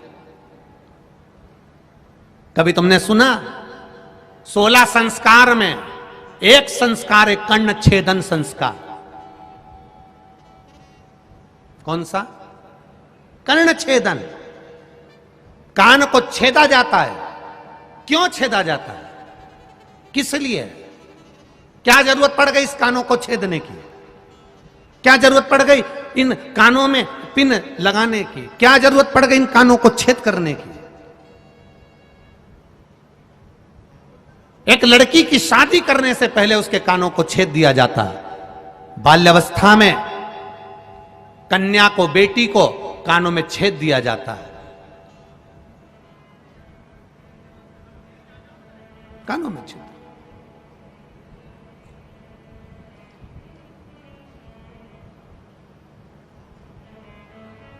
एक कानों में छिद्र, दूसरा जम के बोलो जरा, नाक पर छिद्र। दोनों बड़ी मर्यादा के हैं। कर्ण छिद्र, बेटी को विवाह करने से पहले जब बेटी कुंवारी रहती है, कन्या रहती है, छोटी रहती है, उसके कानों को छेद दिया जाता है। पुरुष, उसके भी कानों को छेदा जाता है। कर्ण छेदन का महत्व क्या कहता है? अच्छा मिले उसको अंदर उतार लो। कोई अगर तुम्हारी बुराई कर दे, अपशब्द कह दे, तो कानों में जो छेद हैं, ये दो छेदों का महत्व बड़ा प्रबल है। एक छेद अच्छाई को लेने के लिए है, दूसरा छेद जिसमें कुंडल डाले हैं, ये छेद जब कोई बुरा बोले तो उस छेद में से बाहर निकालने के लिए है, ये अंदर प्रवेश के लिए नहीं। कानों के दो छेद, एक जो तुमने कान छेदन करा है, कुंडल पहने हो, उससे अपनी बुराई को, अपने को कोई अपशब्द कह दे, ताना दे दे, गाली दे दे, आड़ा टेढ़ा कह दे, अपशब्द कह दे, तुम्हारी निंदा कर दे, बुराई कर दे, अपशब्द कहे। हमने पहले भी कथा में वीरगंज की कथा नेपाल से कहा था, भगवान से प्रार्थना करते समय एक प्रार्थना ये भी करना कि मुझे अपनी बुराई सुनने की सहनशीलता देना। इतना जरूर करना भोलेनाथ कि लोग मेरी बुराई करें तो मैं सुन सकूं, किसी को अपशब्द ना बोलूं, वो आड़ा टेढ़ा बोले मैं सुन लूं, वो मुझे गाली दें मैं सुन लूं, क्योंकि दुनिया के लोगों को सुनने की आदत खत्म हो गई। एक बहू आती है तो वो कह देती है हम किसी की नहीं सुनेंगे। सास है तो वो भी कह देती है तू कल की आई मैं तेरी सुनूंगी। बाप बेटे से कह देता है मैं तेरा बाप हूं, मैं किसी की नहीं सुनूंगा। बेटा कह देता है मैं भी किसी की नहीं सुनूंगा। पड़ोसी कह देते हैं लड़ाई में हम किसी की नहीं सुनेंगे। रिश्तेदार कह देते हैं हमसे मुंह मत मिलाना, हम किसी की नहीं सुनेंगे। तो सुनेगा कौन? सियोर वाला महाराज। तुम नहीं सुनोगे, सुनेगा कौन? सास के मैं नहीं सुनो, बहू के मैं नहीं सुनो, बच्चे के मैं नहीं सुनो, बाप के मैं नहीं सुनो, परिवार वाले के मैं नहीं सुनो, तो सुनेगा कौन? और यहां शिव महापुराण की कथा कर रही है सुनने की आदत डालो। अब क्या करोगे? अब करोगे क्या? तुम ये विचार करो, होगा क्या? ये तो उसी में का हाल हो गया जैसे एक पति पत्नी का आपस में झगड़ा हो गया, और झगड़ा भी इस बात पे हुआ कि घर में इतने मेहमान आते रहते हैं, तू मेरा बजट बिगाड़ देती है, पूरा खर्चा लगा देती है, पूरा पैसा बर्बाद करने में लगी है। पत्नी चिल्ला के दौड़ी सिर पे पल्लू लेकर, मेरे मेहमान थोड़ी ना आ रहे, सब तुम्हारे आते हैं, इतना तक खा के जाते हैं, कभी तुम्हारे पिताजी के, कभी तुम्हारी माँ के, कभी तुम्हारे भाई के, इतने मेहमान आ रहे, जब देखो जब मुझसे झगड़ा करते रहते हो। पति बोला मेरा बजट बिगड़ रहा है, 20-25 हजार रुपए तो इन मेहमानों के चक्कर में खत्म हो जाते। अब दोनों लड़ रहे थे, इतनी देर में एक मेहमान सूटकेस लेकर फिर आ गया। जो मेहमान दरवाजे पर आया, पति ने पत्नी से कहा सामने से मेहमान आ रहा है, अपन दोनों झगड़ा जम के करेंगे, मैं तुझे मारूंगा तू रोना। मेहमान भग जाएगा। अब इसने पत्नी को मारना चालू करा और पत्नी ने रोना चालू करा। मेहमान ने देखा ये अभी से तो झगड़ रहे हैं और मैं अंदर जाऊंगा तो क्या मतलब। मेहमान वापिस चला गया। मेहमान दरवाजे से वापिस गया। बाहर जाकर मेहमान ने सोचा हो सकता है थोड़ी देर बाद झगड़ा बंद हो जाए। फिल्म का एक एपिसोड तो देखा है, दूसरा भी देख ही लो। तो वो पीछे के दरवाजे से अंदर आ गया, पति पत्नी से बोला मैंने तुझे मारा ही नहीं। पत्नी बोली मैं भी रोई नहीं। मेहमान पीछे से बोला मैं गया ही नहीं।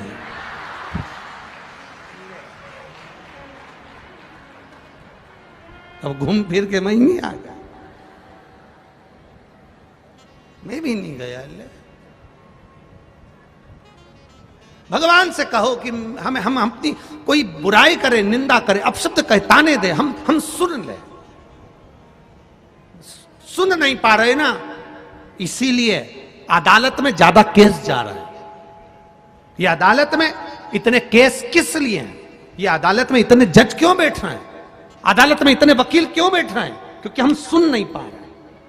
सास बहू की नहीं सुन रही, बेटा बाप की नहीं सुन रहा, भाई भाई की नहीं सुन रहा, पड़ोसी पड़ोसी की नहीं सुन रहा, रिश्तेदार रिश्तेदार की नहीं सुन रहा है, मोहल्ले वाले की नहीं सुन रहा है, कोई सुन नहीं रहा। इसलिए अदालतें बढ़ती चली जा रही है और अदालतों में जज और वकील बढ़ते चले जा रहे हैं। जिस दिन आपने सुनने की आदत डाल ली, उसने कुछ कहा, आग लगे बस्ती में, क्या किसको रोइए, बस सुनने की आदत डाल ली, फिर कोई दिक्कत नहीं है। अब बोले तो बोलने दो। अपन बड़ी मस्ती में मंदिर जा रहे हैं शिव जी के, कोई कुछ बोल रहा है, शंकर जी की आराधना कर रहे हो, मंदिर जा रहे हो, लोग तुमसे कहेंगे क्यों सियोर वाले महाराज के चक्कर में पड़ी हो, क्यों मंदिर जा रही हो, जल चढ़ाने से क्या होता है, झाड़ू लगाने से क्या होता है, पोछा लगाने से क्या होता है, 5 जगह पर जल चढ़ाने से क्या होता है। लोग कहेंगे एक ही जगह पे जल चढ़ा दो। लोग कहेंगे कहां पर लिखा है, कौन सी पुराण में लिखा है, महाराज तो बेवकूफ बना रहा होगा, ये कर रहा होगा, वो कर रहा होगा। दुनिया के लोग तुम्हारे विश्वास को तोड़ने का काम करेंगे, पर अगर आपने शिव महापुराण पर भरोसा करा है, विश्वास करा है, तो 5 जगह पर जल चढ़ा कर देखना, महादेव सामने खड़ा है। कहेंगे लोग श्री शिवाय नमस्तुभ्यं मंत्री नहीं, लोग कहेंगे कहां लिखा, उनको बता देना शिव पुराण में लिखा। काली मिर्ची क्यों चढ़ाए, उनको बता देना शिव पुराण में लिखा। बेलपत्री क्यों चढ़ाए, शिव पुराण में लिखा।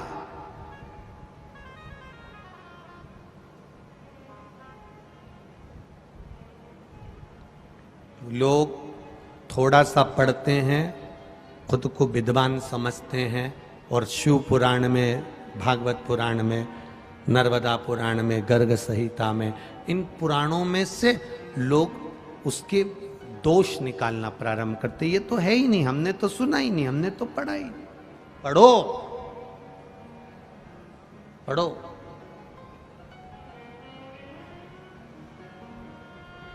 शिव मंदिर जाना तो विश्वास के साथ जाना, दिखावे से नहीं।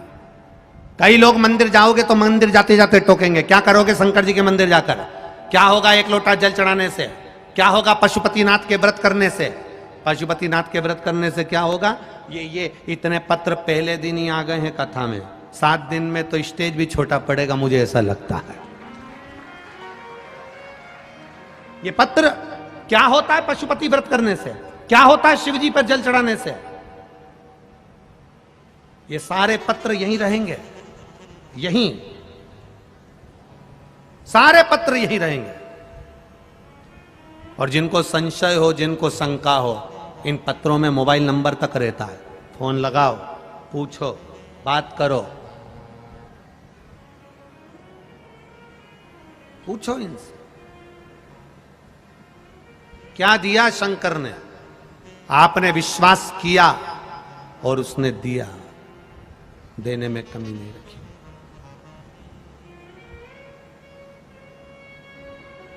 करो भरोसा।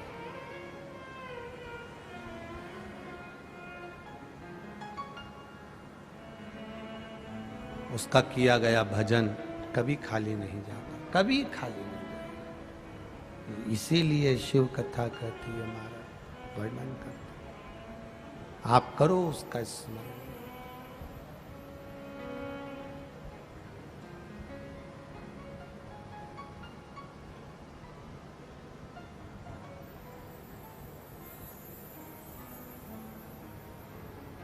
कहे ना, तूच सारखा तूच देवा, तुला कुणाचा नाही है, वेलो वेली संकटातुनी तारसी मानवा, केशवा माधवा तुझ्या नामात रे गोडवा। तेरे चरणों की भक्ति, तेरे चरणों का स्मरण, तेरी करी गई भक्ति दृढ़ी हो, दृढ़ी। देवराज ने पूछा, मैंने कौन सा पुण्य करा था जो मुझे शंकर के धाम लेकर जा रहे हो? भगवान शिव के गण बोले, तेरी माता रोज शंकर जी के मंदिर में जाकर 1 लोटा जल चढ़ाती थी। घर का एक व्यक्ति भी अगर शिव के मंदिर में 1 लोटा जल चढ़ा रहा है तो वो 7 पीढ़ी नहीं 71 पीढ़ी को पार लगा रहा है। 1 लोटा जल शिव को समर्पित करने वाला 71 पीढ़ी को पार लगा।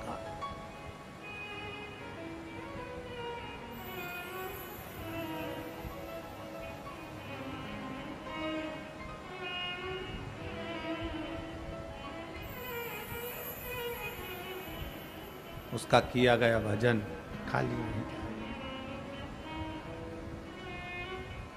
करो उसका स्मरण, करो उसकी बात। शिव के सिवा कहीं दिल ना लगाना, शिव के सिवा कहीं दिल ना लगाना, वरना पड़ेगा तुझे आंसू बहाना, वरना पड़ेगा तुझे आंसू बहाना, शिव के सिवा कहीं दिल ना लगाना, शिव के सिवा कहीं दिल ना लगाना। जन्म से लेकर मृत्यु तक वो साथ देने बैठा है। वो अंतिम बिंदु में जब तुम्हारा स्वास्थ्य खराब होता है तब डॉक्टर भी कह देता है अब मेरे हाथ में नहीं, अब उसके हाथ में। डॉक्टर को भी मालूम है कि एक डॉक्टर और बैठा है। साधारण डॉक्टर नहीं होगा, एक बैठा है, वो कोई साधारण नहीं होगा।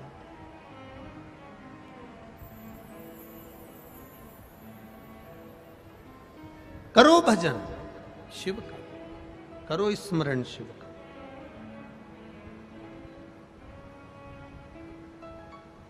कई लोग कहते हैं गुरुजी हम इतना भगवान के पूजन करते हैं, अर्चना करते हैं, भगवान ने दया करना बंद कर दिया। भगवान दया नहीं करता गुरुजी।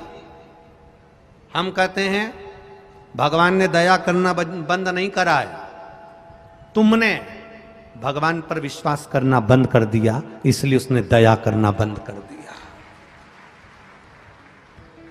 भगवान दया करना कभी बंद नहीं करता।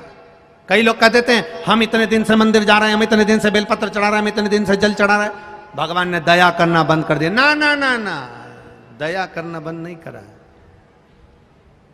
तुमने उसको याद करना बंद कर दिया, तुमने उस पर विश्वास करना बंद कर दिया, तुमने उस पर भरोसा करना बंद कर दिया। तुम रोज सुबह से उठते हो, कहीं जाते हो, कहीं चले जाते हो, तो भी तुम अपने परिवार वालों से कहते हो। केवल एक शिवपुराणी ऐसी होती है जिसमें तुम्हारे परिवार वाले की तुमको याद नहीं आती।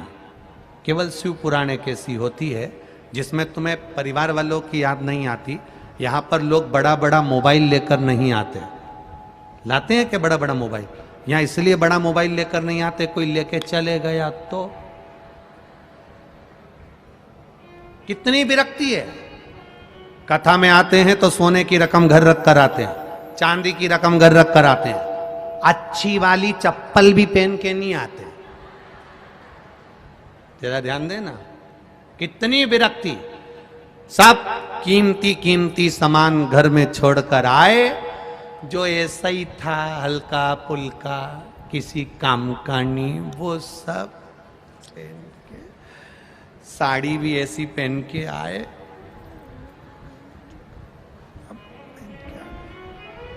बस। अब शंकर जी की कथा में आए तो तुम अब परिवार को याद नहीं कर रहे, परिवार को याद नहीं करते। बद्रीनाथ जाओ और बद्रीनाथ में जब खड़े रहो और घर से फोन आए और तुम फोन लगाओ तो लोग कहते हैं मुझे बहुत छोरा की याद आ रही है, मुझे बेटी की याद आ रही, मुझे बेटे की याद आ रही। एक बार मुंह से नहीं निकला कि मैं केदारनाथ जी का दर्शन करके बद्रीनाथ आई हूं, तब से मेरा दिल नहीं लग रहा, मुझे केदारनाथ की याद आ रही है। एक के मुंह से नहीं निकला।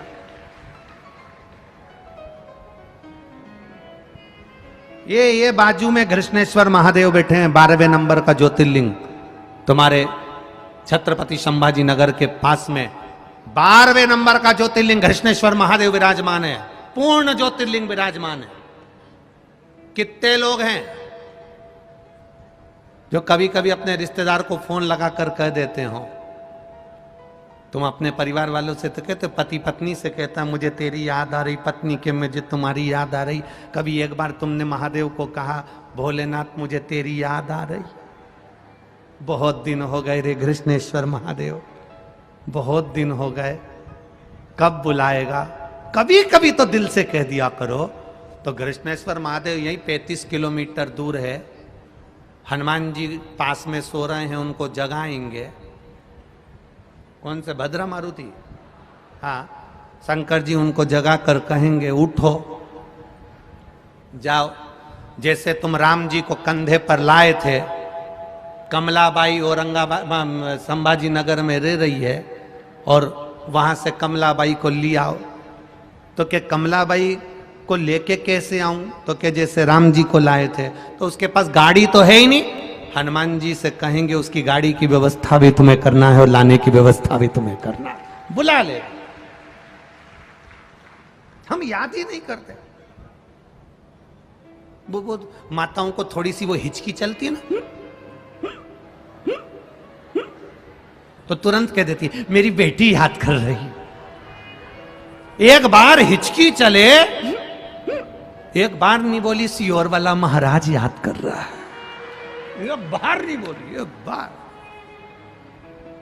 वो तो तुमने अब यहां पर पत्र लिख लिख के भेज दिया, बहुत सारे पत्र तुमने लिखे, ये पत्रों में लिख दिया तुमने। एक कोई ने लिखा है नम्रता गंगाधर यदुल्ले, कहीं बैठी हैं आप ही हैं, हाँ हिलाओ हाथ जरा, दोनों हाथ हिलाओ। उन्होंने पत्र में लिखा है बाबा की इतनी कृपा हुई, हमारे संभाजी नगर का भाग्य जाग गया जो आप शिव पुराण की कथा करने हैं। फिर लिख दिया प्रदीप जी जायसवाल बड़े किस्मत वाले और बड़े आनंदित हैं, उनकी तो नजर उतारना चाहिए जिन्होंने शिव महापुराण की कथा करवा दी। ये शिव तत्व है। कितनी प्रसन्नता।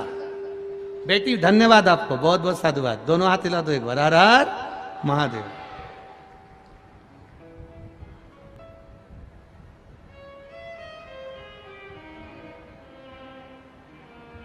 मैंने बाबा से विनती करी थी जल चढ़ाते समय, पशुपति व्रत करते समय, टीवी पर कथा सुनती थी तो बाबा से कहती थी हमारे गांव में कब आओगे। हमें इतनी उम्मीद ही नहीं थी कि जबलपुर की कथा कैंसिल करके डिवाइड करके यहाँ ट्रेन को लेकर आ जाएगा। बाबा ने यहाँ जो कथा रखी उसके लिए साधुवाद था। बैठिए बैठिए, हर हर महादेव। आपका विश्वास अब कहता, अब करो उसको याद। लोग कहते हैं भगवान दया नहीं करता, हम कहते हैं तुम विश्वास नहीं करते, तुम याद नहीं करते। याद का उल्टा कर कर देख लो, याद को उल्टा करो, जम के बोलो दया। याद का उल्टा करा तो दया। तुमने उसको याद किया और उसने तुम पर दया करी। तुम उस पर विश्वास करो, वो तुम्हारे ऊपर भंडार भर कर रख देगा, आनंद करा कर रख देगा। तुम याद ही नहीं करते। जब देखो जब याद करते हो, मेरे को तेरी याद आ रही, मेरे को उसकी याद आ रही, मुझे छोरा की याद आ रही, मुझे पत्नी की याद आ रही, मुझे पति की याद आ रही। एक दिन दिल से कह दो मैं शंकर के मंदिर नहीं गई, इसलिए मुझे महादेव की याद आ रही। आज मेरा तुम्हारा चेहरा घर में उतरा रहे, तुम्हारा चेहरा उतरा रहे। 5 दिन 7 दिन माताएं जब रजो धर्म में आती हैं, रजस्वला हो जाती हैं, कई माताएं ऐसी रहती हैं जब 7 दिन मंदिर नहीं जाती, रजो धर्म के समय पर, रजस्वला के समय पर मंदिर नहीं जाती, तो किसी किसी माता का चेहरा उतर जाता है। कोई पूछता है तेरा चेहरा क्यों उतरा हुआ है, कह देती है रोज मंदिर जाती हूँ ना, 7 दिन मंदिर नहीं जा पा रही हूँ तो मन नहीं लग रहा।